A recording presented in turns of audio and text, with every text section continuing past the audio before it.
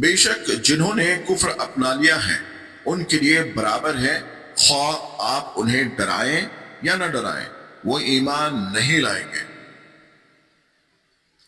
اللہ نے ان کے دلوں اور کانوں پر مہر لگا دی ہے اور ان کی آنکھوں پر پردہ ہے اور ان کے لیے سخت عذاب ہے۔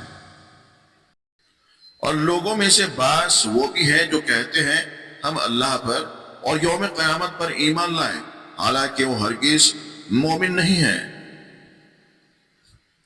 وہ اللہ کو اور ایمان والوں کو دھوکہ دینا چاہتے ہیں، مگر وہ اپنے آپ کو ہی دھوکہ دے رہے ہیں اور انہیں اس کا شعور نہیں ہے۔